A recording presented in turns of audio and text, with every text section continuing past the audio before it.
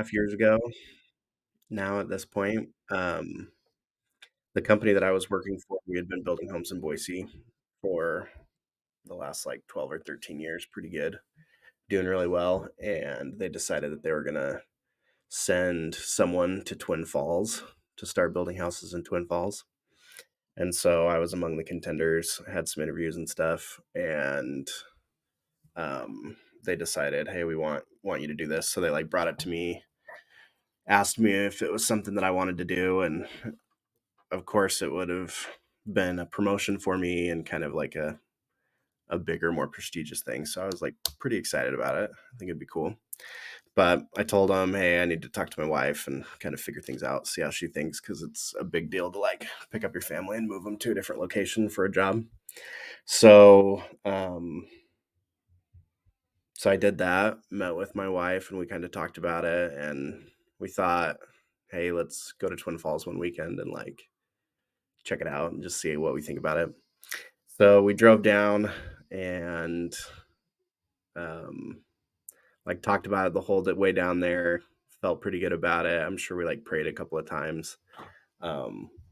Just like what should we do? How should we feel about this? What is kind of going to be our process? So we got down there, enjoyed a pretty good weekend. I think we stayed the night at a hotel and just kind of hung out at Twin Falls, and it was nicer than we expected it to be. And we liked it and we felt pretty good about it. And so overall, it was like a good trip.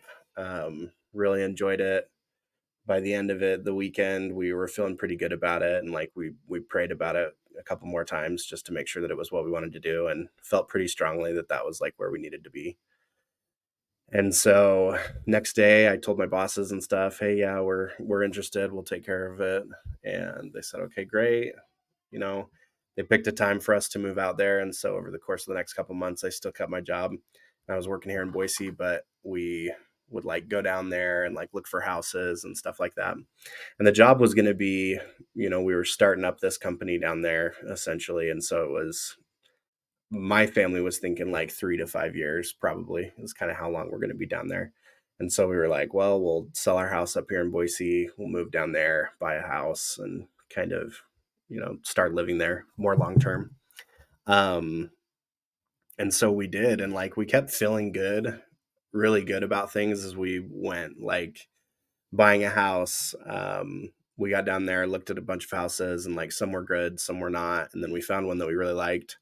Um, it was like a fixer upper. We thought it was super cute. It was going to be fun for the next 5 years to like fix up this house with our family and stuff. So we went, did that, sold our house up here, bought the house down there, and moved to Twin Falls in like October of 20, it's probably 2020, 2021. Okay. So we're down there and we're like, all right, this is it. We were there for like 6 months. I was working. We were building probably like 6 or 7 houses that like I put in the ground in the course of that, you know, couple months. And it was like I was doing like all the permitting, I was doing everything. It was literally just me down there working on it. Um, we had like some supervisors and stuff up here that would supervise, but so I was there for 6 months. We felt really good. Things were going great. And then like the supervisor that was over me and I kind of started to like butt heads a little bit about ideas and stuff. He was new to the industry, um, and kind of had some thoughts that I didn't really agree with, but whatever. Anyway, so we kind of had like a rocky relationship for a little bit, and it was kind of weird. But then all of a sudden, they like totally let me go and like fired me, kind of out of the blue. And it was super bizarre and super weird. And I just remember feeling like crushed, like how on earth could this happen? Um, type thing. Luckily, a couple of weeks prior, I like got a phone call from the company that I work for, and they were like, "Hey, we want you to move back to Boise."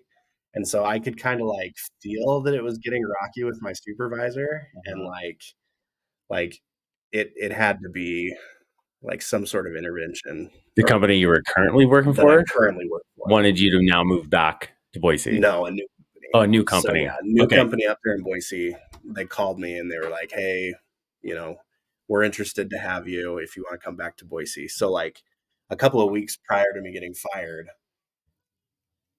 I had this opportunity, and because I felt like things were a little rocky, I, like, took it seriously instead of just being like, "Oh, yeah, hey, let's do this."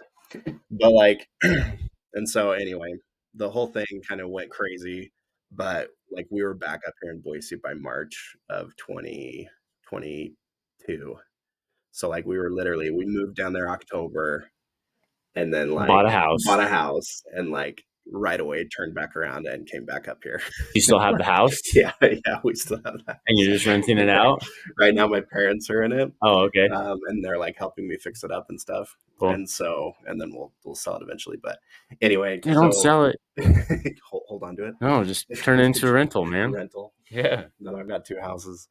No, we'll see what we end up doing with it. We'll see how the market is, but anyway, I wanted to tell that story because, like, looking back at it now, um, I can, like, look at it clearly, and I can see the points and the things that, like, God was trying to teach us through that experience, Mhm.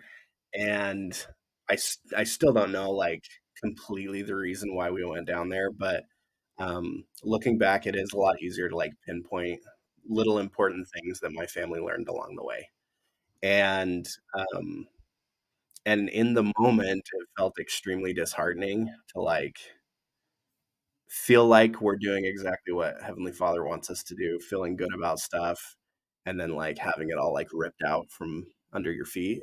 And so, anyway, this week reading about Nephi and his family and, like, their travels in the wilderness, there are lots of times throughout that, like, they're doing what they're supposed to do, and then the rug gets ripped out from underneath their family. Mhm. Nephi breaks his bow. Like, they've got to build a ship. There are just like things that happen, even though they're doing generally what God wants them to do. And they're able to learn things throughout that process. And so I was just thinking about all of that and trying to liken what we're reading about to me, and in a way that, like, Twin Falls thing has kind of become my personal wilderness. And I think my wife would probably say the same thing.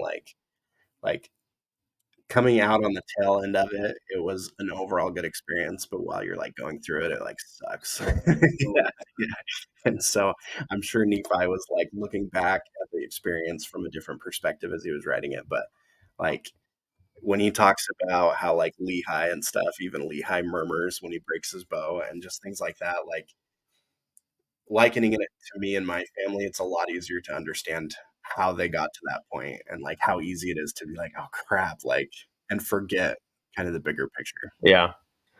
Do you ever Um, think Nephi actually murmured? Because he doesn't really talk about him murmuring in the in the scriptures at all, scriptures. right? Like, he talks about, well, he murmured, and you think about, like, your kids, Yeah. they're never at fault, and everyone else is always the one murmuring. It's the one. Well, and Maybe especially he if, like, you're writing a diary yeah, about you're it. like, yeah, it's like, You're like, this I'll person leave was that doing part out." this person was doing that, and then I was being awesome. And here I am. No, I mean, I'm sure he did. yeah. No, and he's got to. I mean, he laments about it later. I don't know about, like, specifically him murmuring, but, like, Right. he does say that he fails sometimes at doing things. Um, I I can only imagine that he probably murmured to himself or to his wife a little bit about his brothers and stuff. Like, I'm sure it was just hard, but I mean, the whole process, it's amazing. It's amazing what they were able to do. But I'm sure he did. I, you know, I mean, Yeah. as good as he is, we're all human. I'm sure there's probably a different murmuring. It was I probably was I less was just about about to say, I was like, I wonder if it's more along the lines of like, "Man, this sucks. Alright, God, what am I supposed to do?" let's figure this out. Yeah. No, and like I like throughout all the instances, Nephi really does have a good attitude about the majority of things, and Mhm. it could be the author doing that, but um, I feel like he's definitely a go doer rather than like a I'm gonna sit and think about this or whatever. Um, and so I think we can take that from him. Like, half the time, it's just, hey, are you willing to go do something, start So something? so, yeah, I mean, I don't my dad didn't send me the reference, of a scripture he sent me yesterday, so I don't know where this is Yeah. off the top of my head. But it it explains how Nephi was like all the time. Yeah. And it's I really wish I knew what the reference was, but I can tell you what it says. Um, it says, "For behold, it is not meet that I should command in all things, for he that is compelled in all things, the same is a slothful and not a wise servant, wherefore he receiveth no reward. Verily I say unto you, men should be anxiously engaged in a good cause, and do many things of their own free will, and bring to pass much righteousness." And there's more that goes on, but like that's how Nephi lived. Like he was like, I'm going to be anxiously engaged in a good cause. I'm going to seek the counsel of God, but I'm not going to just sit around and do nothing until I am being directed by God, because that's not the way that God intends it. He intends us to be proactive in everything that we're doing, Yeah. and um and like him, he's super proactive when he's doing so. When he needs help, he's like, I'm trying to do this, and even if let's say like when he went to when God revealed to him that he needed to build a boat. Yeah. If if uh if God didn't tell him where to get the ore and where to get the wood or whatever, he would have he still would have figured it out somehow. Like he Yeah. would have been doing it himself, trying to figure out where everything was. He wouldn't have just sat around and been like, "Well, God hasn't told me yet, so I'm just gonna sit on my butt and do nothing." Like he's Better. gonna be out there actively looking. And I mean that's how he was with the bow. Mhm. Like he didn't I don't recall the scriptures saying that God revealed to him what to do with the bow. Like he's like, "Okay, we need food. I'm just gonna go make a bow and an arrow and go get some food." Yeah. Figure it And he out. figured it out. He Mhm. was anxiously engaged in that cause. So that is that's I think an awesome lesson for us as men as providers Yeah. to not just sit around and wait for something to be handed to us by God Yeah. or anybody for that matter. Yeah. Or your elders quorum leader Elders or quorum leader, bishop or bishop, whatever. whoever. Yeah. Yeah. It's like, no, you need to be performing stuff yourself and just do things. Yeah. And then if and when you need extra assistance, God may or may not be there to help you. He'll probably be more willing to help you Yeah. because you are putting forth the effort. But yeah, just being anxiously engaged in a good cause. I need to figure out what passage this is, but I I was like, I think this is gonna be my mantra, for today. this passage of scripture. No, I love that, and I think there's some wise stuff in there too. When he does break his bow, he does his part and he fixes it um, by building a new one, and then at this point, like Nephi's got a great relationship with God, and I find it interesting that he goes to Lehi, who's been murmuring, and I think at that point had been like admonished by God, like that he needed to stop murmuring and like get his crap together. Mhm. But he goes to him and he asks him like, okay, now where do I go to find the food? Like go talk to God and find out where I need to go. I have the bow, I have the tools to do it, but I want you to tell me where. That's right. That's right. He did go back to his And I father. think that's interesting on a couple things. Part of it is like I wonder if it's to kind of like help his dad like get back into the swing of things. Like, dude, I realize that it's hard now. You can still do this, and God will still like help us figure it out. Help him get him out of his funk. Yeah, Yeah. but another thing too is like there are some things that when we allow other people to serve us or when we allow our leaders like we can help them lead by giving them that like push or that example, hey, right now you might not be doing everything 100% or whatever, but help me figure this out and in turn it'll help you Yeah, and well, help the rest of us. when you're doing that, you're giving them the opportunity to like exercise your calling and Mhm. serve you. Yeah. Yeah, so I thought that that was pretty cool, and that a young guy like Nephi would do that, would kinda push for that. Yeah, and he's he's obeying the fifth commandment of honoring thy father and thy And mother. yeah. He's going to his dad for counsel and advice, and probably not just as a father, but as a religious leader as well. Mhm. Like, hey, I made a bow, made a arrow. I can go get us food. I need you to tell me where I need to go. Yeah. Yeah. Listen, Dad, I did my part. Get off your lazy butt. Go do yours. Help us figure this out now. No, I think it's cool. Um, and that's like there's so much to learn from the scriptures. It just blows my mind every time I read them. Um, yeah, and the same thing, kind of like you were saying, the same thing happens when he's there building the boat. Like God tells him to build a boat. He finds the ore, makes the tools. Um, like what a great example of Nephi just being like awesome at like just about everything. He's like building building tools so that he can build the boat.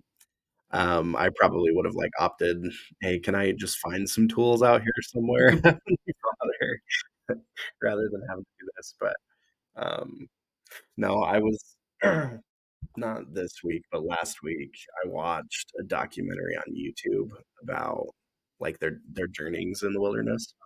And it's kind of an older documentary. I'll put it in the show notes and stuff. But um, one thing that was kind of cool that I had never really thought about before is they talk a lot about how interested Nephi is in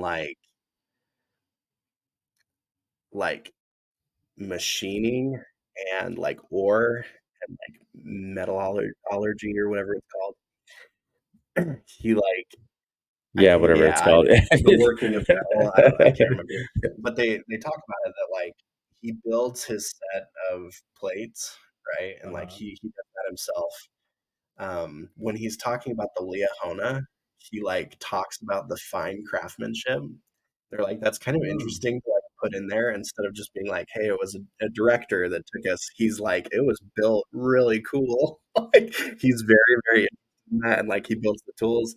Anyway, throughout the whole process, and I just thought that that was an interesting thing that he probably did did a lot of that either in Jerusalem or was just interested in that, but I just found that kind of funny, and it made him a little bit more personal to us because there are things that we like. We like to tinker or we like messing around with. I don't know. I enjoy guns and things like that, so it's just fun to play with those and kind of figure out how they work and stuff. And he was kind of the same way with some of these things. So I thought that that was pretty interesting. Yeah, the Leahona is an interesting tool. I'm interested to see to see what it looks like Hmm. and how it really functions. I know it says it functions based off of faith, Yeah, and but the writings change from time to time, and it's like, well, what the heck were the writings on it? It's like, what yeah, was it saying? Because it doesn't really say what the writings were. hmm, yeah, So it's like, what kind of writings were on it? yeah. And how did they like what did it matter? Like how did they change? Like is it like carved in there and then suddenly it's like carved differently or like is it like a phone? Like how did you know what I mean? Like wouldn't be electronic, but LEDs, yeah. glows in the dark, How did that work and how did it operate? It would be super interesting to know. And like how crazy would that be to like quantum physics. handle I know exactly. Handle something. It was probably a compass of some kind, but handle something that like God created that wasn't natural. Well, if you watch the cartoon, it totally looks like a Oh yeah, compass, and that's 100%. I'm sure it's, I think like, that's completely exactly what it is. accurate of what it I'm sure they prayed actually looks over like. those arts and Yeah, stuff. they're like, "Is this what it looked like?" "Yes." This "Okay." is exactly what it is. Um, yeah, no, it would be cool. Cool to go back and look at all that stuff. Dude, looking back at those cartoons, like, I always look at, like, Layman and Lemuel, like, uh, I don't remember who was who, but one of them looked like a total drug addict, totally skinny, scrawny. Like tiny guy. Yeah.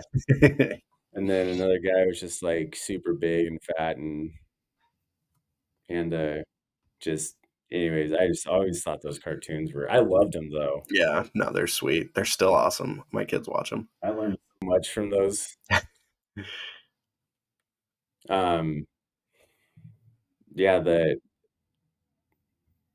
going through these scriptures in the end of Nephi, Yeah, there's a lot of stuff that it covers. Um, and it's there's some Isaiah chapters. what was an Isaiah chapter?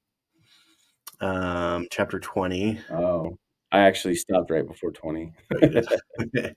Yeah, 20, 21's Isaiah, Isaiah, and then 22. So 20 yeah, the something. last ones. Um, dude, one thing that I was thinking about, they always depict Lehi as like old, Uh-huh. but like he fathers at least two more sons. Jacob and I thought it was just Jacob Jacob and Joseph. and Joseph. Yeah. So he fathers two more sons in the wilderness. I'm just trying to like figure out how old him and Sariah are. Because like I'm trying to remember. Well, dude, Abraham's wife had their first baby at like She 100. was super old. So she's like Yeah, but 90 something years that old. was like a super special thing. I don't know that everyone can do that. No, but like They all lived to be like 800. I guess not when Abraham was there. They didn't live that long. I yeah, don't no, think. no, I don't think so either. But he passes away pretty shortly after these chapters. Yeah, Um, I think he passes away in like first right, and second Nephi chapter 1. yeah. And so it's been, let's see, 30 years, between 30 years and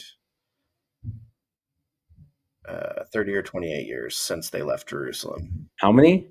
30 to 28 is chapter Why 1. why did it take them well, that was just to get that was So to get to the promised land, I thought that was like 8 years. let's see, 591 to 'Cause they were in the wilderness for 8 years, and then they traveled over. And so then his dad lasted in the promised land for a couple of years. for a So while. yeah, 588 to 570. They left in 600 BC. So, and of course, it's like a range, so it Right. could be where in there. But I'm thinking, if they're gone for 30 years and they're still fathering people and then they pass away, their lifespans were probably pretty similar to ours. 60s, 70s was probably when they passed away. But like when they left Jerusalem, they were like in their 30s, dude. I think like Lehi would have been in his 30s. That would have put everyone else so freaking young, I though. know, but like I'm sure they probably started having children pretty early, like in their teens probably is probably when they started having kids. And so like they were pretty young, dude. Hmm, Do you know what I mean? yeah. Cuz like Now I, like, wanna go look at all the timeline and, like try to pinpoint it. yeah. But like I'm thinking that they were pretty young. Yeah, because it doesn't say the age of any of them. Yeah, I don't think so either, but like for Nephi to be a middle child and have two older brothers and then in 8 years get married, like I think they were pretty young, dude, which is very, very interesting to me. I've never like actually like thought about that or looked at that, but like because I always think of Lehi as just like this old dude with a beard. Like Totally. in all That's the 'cause the pictures, he's like, stories yeah, tell you. yeah, dude. He's always this like super old dude. But like I can't imagine that he would be that old like at this time. And who knows, maybe they've talked about it somewhere, but I would say he's in his 40s when they left, when they left. and it very well could be. So he dies when he's in his 60s or 70s would probably be Yeah. probably pretty normal, but But even then, if he's in his 40s, yeah, I guess that's probably not too bad. because I could still put, like, Laban and Lemuel early 20s. Early 20s. Could put Nephi in his teens, Sam in his teens. Mhm. And it could still have a little bit of time for Sariah to give birth to a couple more Yeah, kids. yes, that also I mean, remember that they traveled 200 miles back to Jerusalem by themselves. Yeah. So they had to be old enough to know something. Yeah, to do what they needed to for And back then, I know everything was totally different back then, and teenagers probably could have done that no problem. yeah, that's true. They would have done it barefoot with a deer on their back or something, but Yeah. It's true. yeah, so, but yeah, I mean, they very easily could have been in their teens when they did all that stuff. Yeah. But can you imagine, like, you're 16, And, going like, to have all this Jerusalem, a responsibility. friggin' drunk guy falls down and says, Just like "God wants me to kill him?" just, like, cut his head off. It's true. Okay. Anyway, um, yeah, I definitely wouldn't want my kids alone in the desert for 10 days going back to Jerusalem to get the plates, or, like, to send them to Laban. Like, yeah, go for it. Might explain why Sarai was so, like, So uptight. uptight about it. Like, Yeah, dude. these like little kids are out there. She's like, dude, you just sent you just sent my entire family back to go get the plates. Oh man. No, that'd be pretty funny. And it could have, you know, because you think of, like, Laban, I know we're going backwards, but you think about Laban, he would have been an adult with all this money and success or whatever, and then these teenagers show up in their house, be like, "Hey, we want this." Be like, "Get out of my freaking Yeah. house. Like, who are Like, what you?" are you talking about? Like, there was, like, no respect between them, right? Yeah, But if somebody like, if Lehigh would've showed up, the conversation probably would have been different maybe, yeah. Yeah, that's because true. there might have been a more level of respect for each other because of the age or whatever was going on, but then again, everyone freaking hated Lehigh, Yeah, and so that actually probably would've got him killed if he did that. would have been even worse. Yeah. No, that's interesting. Yeah, it's cool to see how just how much God is at work in all of our lives and all the decisions that we make. Um, and the same with Nephi and his family. I mean, he really is taking care of each and every one of us in his own way. And sometimes we can't always see it, but I do feel like he does. There's usually good that comes out of everything. Yeah, the hindsight 2020 thing is real, Yeah. and it's kind of annoying. It's like, why can't I just see it, like, while it's While happening? it's happening. Why can't I see the 2020 now? Why do I have to wait until 6 months or a year from now to look back and be like, "This is that's why." That's exactly why. Yeah. No, and dude, I'm sure they felt it too. They go through all these experiences, all these amazing, crazy things happen. And yeah, they probably just look back on it and they're like, whoa, that time in the wilderness was pretty wild, guys. Yeah. Uh, but I do like that. Um, in chapter 19, um, I did like where he talks about it's right before the Isaiah chapters, so he's talking about the books of Moses and like the Bible and stuff that they studied and read. Um, and like I imagined the times that they're not that he doesn't really write about in the Book of Mormon, where they're like studying the scriptures as a family and like doing all these things that we kind of do with our kids. Um, and it made me realize a lot more than I have in the past that there's a ton missing out of that 12 years or whatever. Mhm. Like we really have 19 chapters of their experiences and things that happened. And I think that goes along with what you were talking about last time, how like Laman and Lemuel, um, like we're oftentimes a lot more like Laman and Lemuel than we think.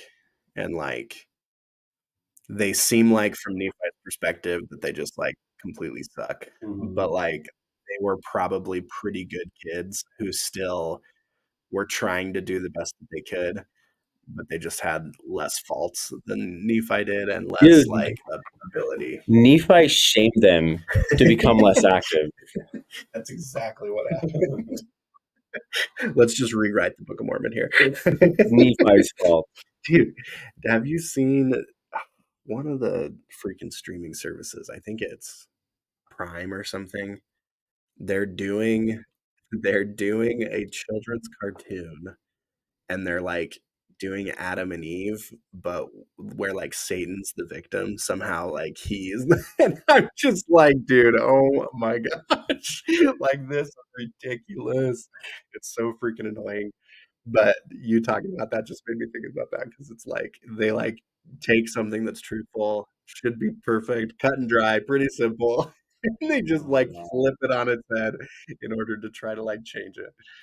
Anyway, I'll have to show you the I video did. I afterwards. saw something recently. There was like 5 or 6 people standing together, Mhm. and they were like, "Raise your hand if you think Satan's evil," and only one of them raised their hand.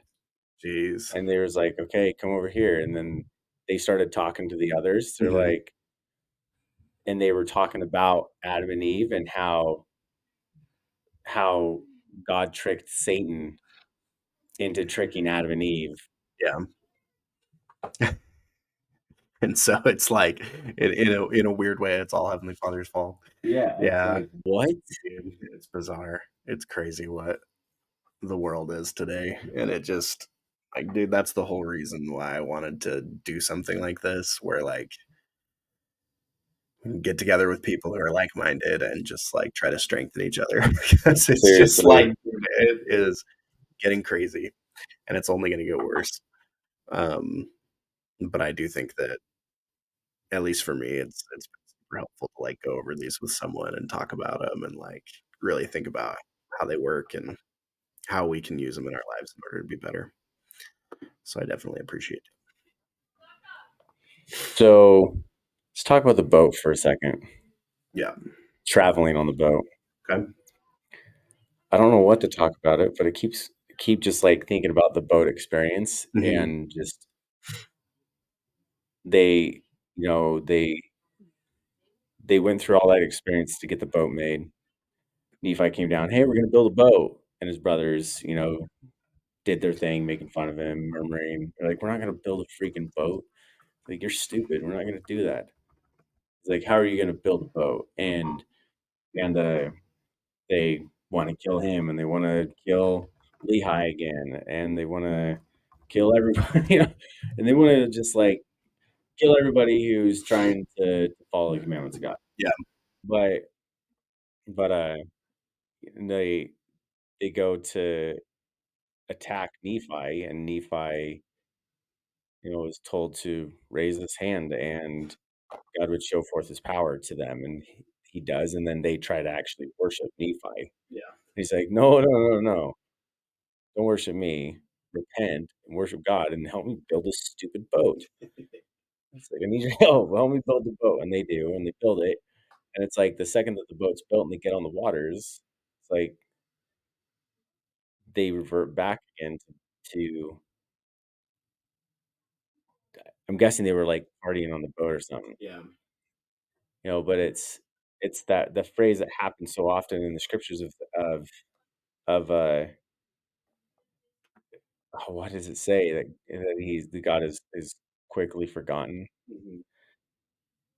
and just how often that is with Laman and Lemuel and their families. Like, they're all their families are like that. I Yeah. think even the Ishmael boys were the same as, like, Laman and Lemuel. Yeah. I don't think any of them stuck around with the Nephites. Yeah. I could be wrong, but I don't think so.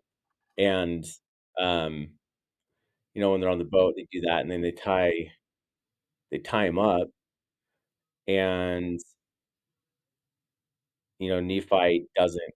just get loosed out of his bands again. He's, like, stuck. I guess Laman and Lemuel finally figured out how to actually tie a knot. I know, I was gonna say, isn't this like the fourth or fifth time that they've tied him up? I'm like, geez, dude, you guys. Maybe they were, like, practicing behind Nephi's, "Okay, next time we tie him up, we're gonna do it like this. We're gonna do it like this, and here, Laman, let me practice on you."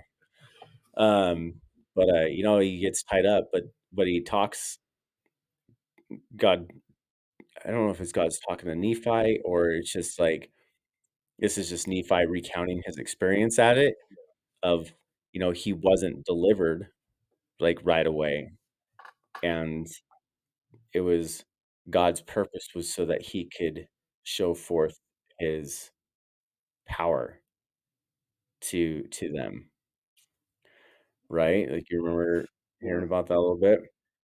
Um, and it gets all crazy, waves, everyone thinks that they're gonna capsize and die, and how does Nephi get free? Do you remember? I actually don't That's remember, I forget. I was just like scanning through it just to kind of refresh my memory. It's been a little Like, bit, but does he burst his bands, or does his wife come and free him, or does his mom come and free him?